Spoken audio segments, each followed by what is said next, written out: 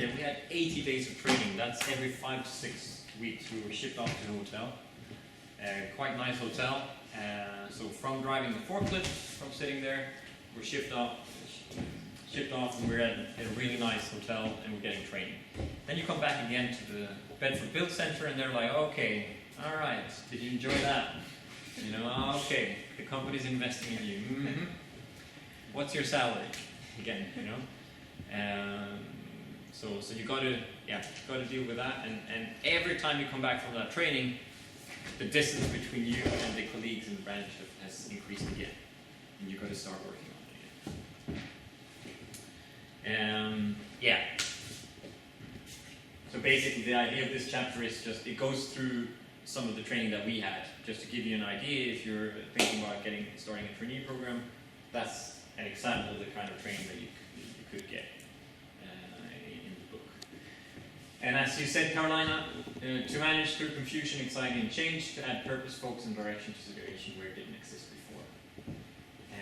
And I'd like you to just take 5 minutes with your neighbor, your 2 and 2, and come up with your quick definition of your own definition. Discuss it and come up with your own definition of leadership. A trainee program is about molding leaders. Typically, if it's a generalist program, it's definitely that's the case. Okay? 2 and 2? Yes. Yeah, sorry. You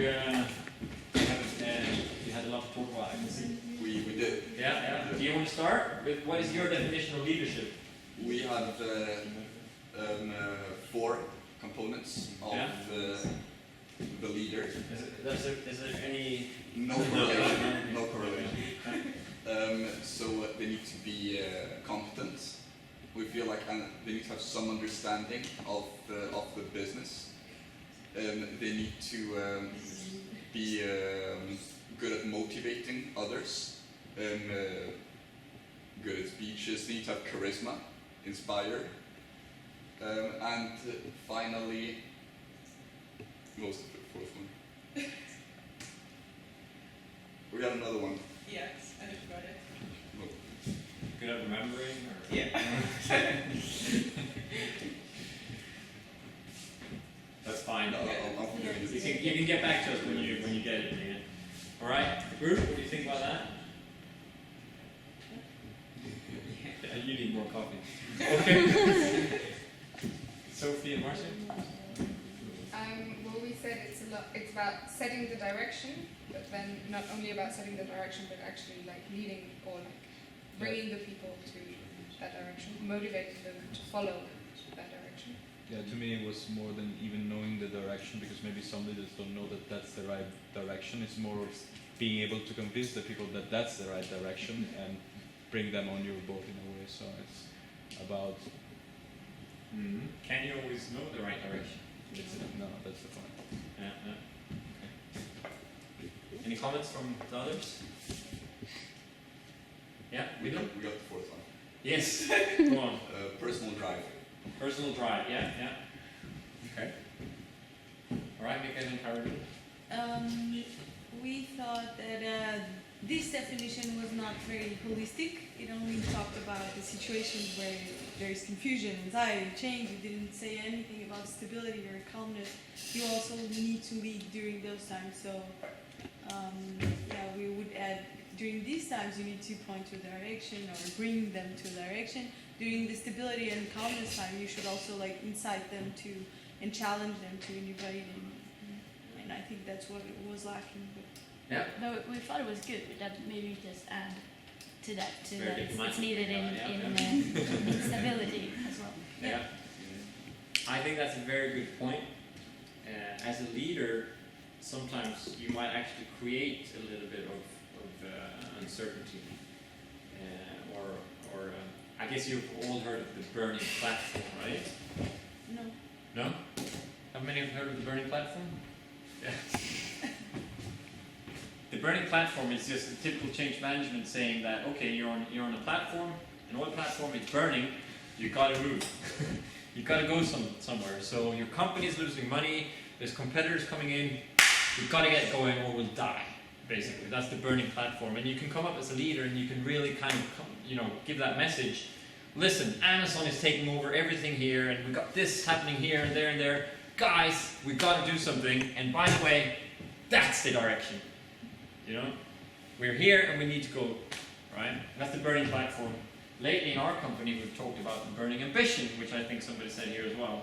How the burning platform says you're not happy where you are. You want to go away from there to come somewhere. The burning ambition is about, well, actually, in the situation like you're saying, well, it's calm, it's stable, we're making okay money.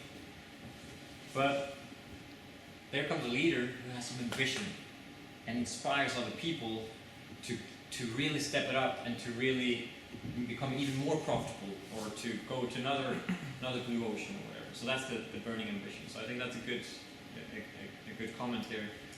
This is a little bit focused on, we're in deep trouble. It's a bit reactive. Yeah. Do you have anything to add? Yeah, actually, because in our main course on global management practice, we had a video. Maybe it was on a TED video that we were supposed to watch. Yeah. And You were there's supposed to watch it? no, apparently no one of us watched it because they refer to like the skyscraper who is burning, and Yeah. there is this guy who actually is on the steep of the skyscraper, and he has to convince the other people that the skyscraper is burning, because the other people don't see it that's burning. So he said the first thing to do is to burn it, in order that to bring chaos in a way, to Yeah. spread out rumors, and Yeah. I think it's the same you said, like to bring instability in a way. Yeah, you can. I mean, there's situations where CEOs will make the accounts look worse than they are, just to get people going. But again, it's the burning platform approach to a certain extent. Okay, you're in. What's it? Yeah, I think the most important thing for a leader is to get the best out of the people, because if somebody makes you boss, it means you can make people do something, but you cannot necessarily make them do it well. So that is what you have to inspire them to do with intrinsic and extrinsic motivation, have a good balance. And I think also you should always have the greater good in mind, and sometimes you need to sacrifice somebody for the greater good, but you have to be rational enough and also strong enough to do it. Yeah. We had. So I was part of a training a year ago, internal company training, and we did an exercise where we were a company and things were being thrown at us all the time. At one stage, the guy was put aside and said, "Okay, now you're going to be the boss instead of the current boss. The first thing you're going to do is you're going to let this person go, and you're going to do this and this." So he came in, he was really stressful, because when you need to let people go, it's typically a stressful situation.